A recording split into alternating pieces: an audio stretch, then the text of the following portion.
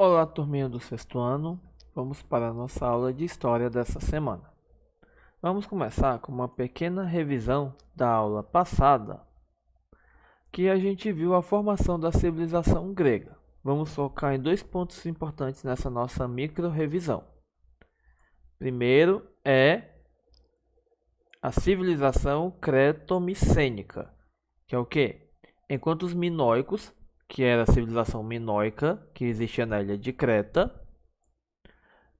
se desenvolveu na ilha de Creta, a Península Balcânica estava sendo ocupada por povos indo-europeus, entre eles os jônios, os eólios e os aqueus. Ou seja, junto com o povo da ilha de Creta, a civilização minoica, os jônios, eólios e aqueus se uniram, se misturaram de forma pacífica ou não, principalmente não, e geraram o que a gente conhece como civilização grega. Os micênicos realizavam o comércio marítimo com povos da região, entre eles os minoicos, ou cretenses. Os micênicos invadiram a ilha de Creta, conquistando Knossos. O intercâmbio cultural entre os micênicos e cretenses deu origem à civilização creto-micênica, considerada a principal ancestral da civilização da Grécia Antiga, e que misturou com esses três povinhos aqui que eu quero que vocês prestem bastante atenção, lembrando o nome deles: jônios, eólios e aqueus. Continuando, vimos que as polis gregas, que as cidades gregas, eram cidades-estados. O que isso quer dizer? Que eram cidades que eram totalmente independentes, era como se fossem mini países, onde todos eles tinham onde cada um tinha a sua forma de governo, suas leis, suas decisões, mas todas elas compartilhavam a religião e o idioma. Por isso a gente dá o termo de civilização. E como cada polis era quase que 100% isolada devido ao próprio relevo, já que algumas eram em ilhas e outras eram em vales no meio de grandes montanhas, a interligação entre elas era difícil. O surgimento de cidades-estados era a forma mais simples de se desenvolver e a melhor para o momento. E, como cada uma era livre para tomar suas decisões, escolher, incluindo sua forma de governo, as formas de governo que surgiram eram monarquia, onde o rei comandava a sociedade, a religião, o exército criava leis e era o juiz. Ele governava sozinho ou com o auxílio de um conselho de anciãos, geralmente nobres. Em Esparta, onde dois reis dividiam o poder, o governo era chamado diarquia. Então, hoje a nossa aula vai ser completamente em relação a Esparta, que no caso deles é uma diarquia. Continuando, vamos estudar a polis de Esparta. Lembrando, nem todos os alunos me enviaram a pesquisa sobre as cidades ou de Atenas, ou de Esparta, ou de Delfos. Eu ainda estou esperando. E teve aluno que me enviou de Atenas, mas confundiu a deusa Atena e a cidade de Atena. Eu quero a cidade de Atenas, não a deusa. Voltando aqui à polis de Esparta. Uma das principais polis gregas foi Esparta, fundada no século 9 a.C. pelos dórios. Essa cidade-estado era organizada com base no militarismo, que é o quê? Tipo de organização de governo com base no poder dos militares, sendo a guerra e a conquista de outros povos estratégias muito usadas. Primeira coisa que a gente pode ver é que o povo de espartano era um povo militarizado, onde guerra e conquista era, digamos assim, a base da economia e da própria sociedade. Eles viviam quase como se fosse um quartel, até a forma como era dividida as pessoas nessa sociedade. E eles tinham esse dado militarizado principalmente por causa do povo dórios. Muito bem. Até o século 7 a.C., Esparta não diferia das demais cidades gregas, sendo governada por dois reis, que recebe o nome de quê? Diarquia, ou seja, uma diarquia, que exercia o poder em tempo de guerra, assistidos pelo Conselho dos Anciões, isto é, a Gerúcia. O órgão mais importante era representado pela Ápela, que era uma assembleia, tal qual reunia todos os cidadãos dórios, a quem cabiam as decisões finais sobre todos os assuntos políticos e administrativos. Lembrando, ó, cidadãos dórios, não eram todos que moravam na cidade, eram somente os cidadãos dórios. Essa organização era atribuída a Licurgo, legislador lendário de Esparta. Muito bem. Continuando aqui o domínio espartano. No século 8 a.C., os espartanos começaram a enfrentar problemas com o aumento da população e a falta de terra para cultivar alimentos. Eles então decidiram conquistar militarmente territórios vizinhos. Após invadirem e conquistarem uma cidade, os espartanos da nobreza, que recebeu esse nome, ó, Esparciatas, não se esqueçam desse nome.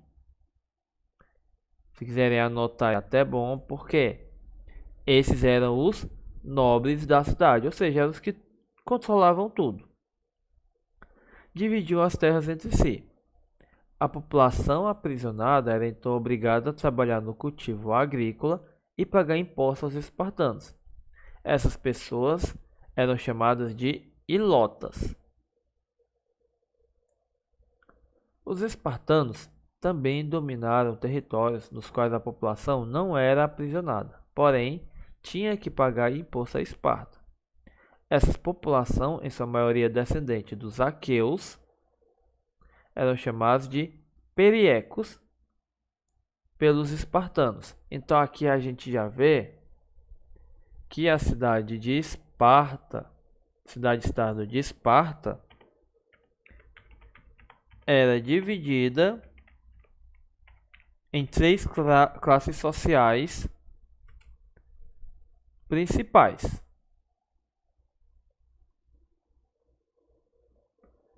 Que eram os esparciatas, que eram os nobres, né?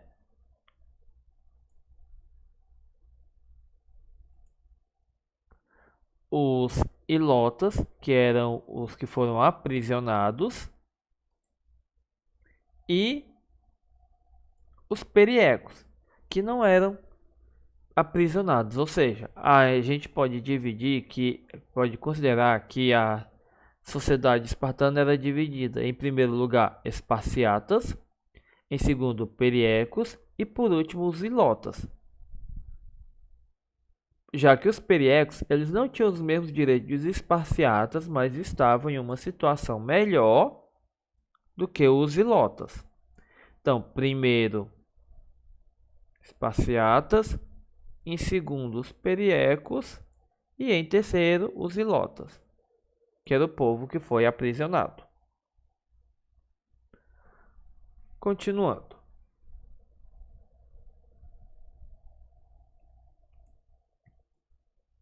Os guerreiros de Esparta.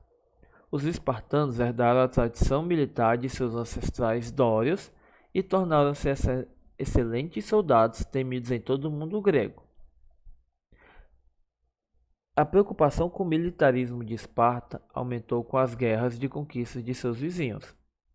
Nessas guerras, os espartanos dominavam populações numerosas muito maiores do que a população de Esparta, e por isso temiam ataques e revoltas de ilotas e periecos. Lembrando, como os esparciatas eram tecnicamente em menor número do que os outros povos que eles dominavam, eles tinham muito medo desses povos pegarem e se revoltarem.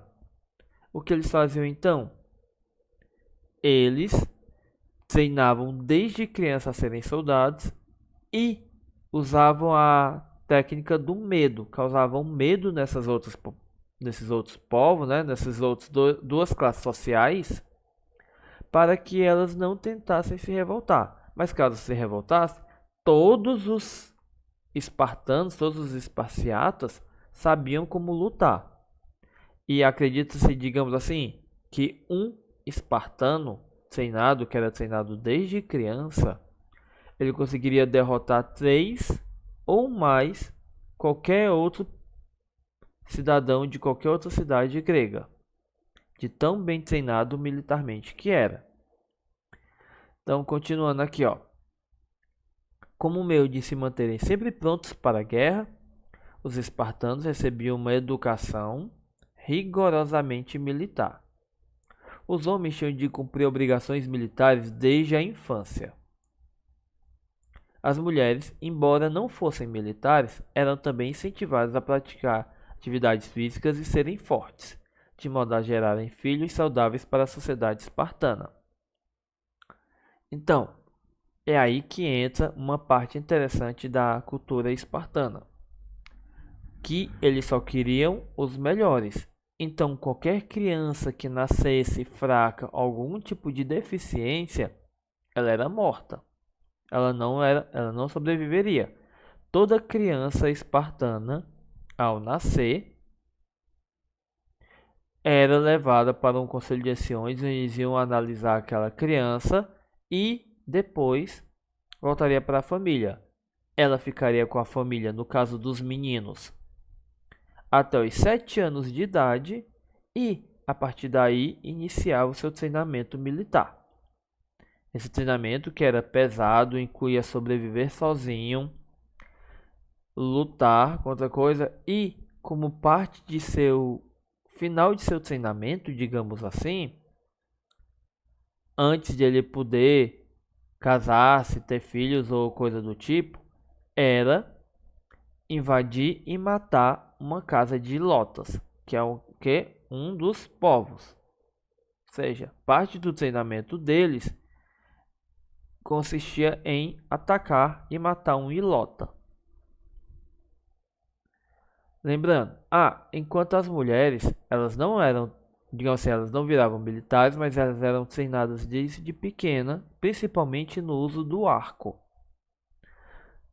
Com isso, chegava ao ponto de quando os soldados espartanos iam para as guerras, que a cidade ficava somente com mulheres, crianças e idosos, outros grupos tentavam invadir Esparta, mas não conseguiam, porque as mulheres sabiam lutar. Eles não conseguiam nem chegar perto de tantas flechadas que tomavam das guerreiras espartanas, das mulheres.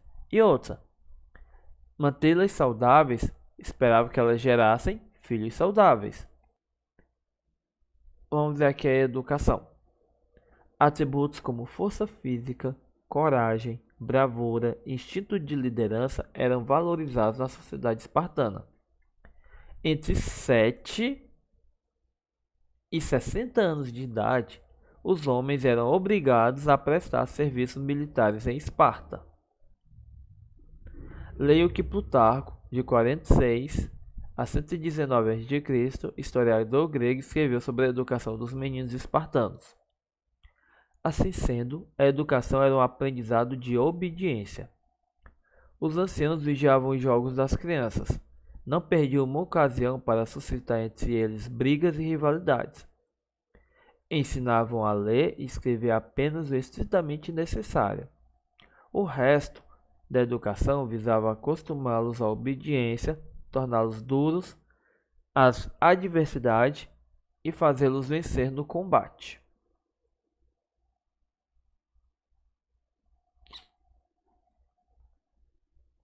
Muito bem. Outra coisa em relação à cultura espartana, no caso, principalmente em relação à coisa, é que eles tinham treinamento de atividade física e dança. Por que os meninos tinham que aprender dança?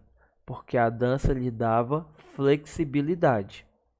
Treinamento físico puramente iriam torná-los muito fortes e lentos. Ao associarem a dança também às suas atividades, eles faziam o quê? Ganhavam flexibilidade e agilidade, tornando-os ainda mais perigosos, mais letais em uma guerra e durante as batalhas. Não é à toa que durante uma parte que ainda vamos estudar sobre as guerras do Peloponeso, Os espartanos foram cruciais para a vitória da civilização grega. Muito bem. Vamos lá. Com isso, a nossa aula vai chegando ao fim. Não deixem de deixar o curtir, né, para me saber, e o comentáriozinho. E a nossa atividade dessa semana será as páginas 284, 285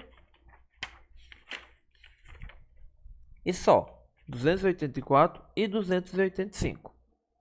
É a nossa atividade de história dessa semana.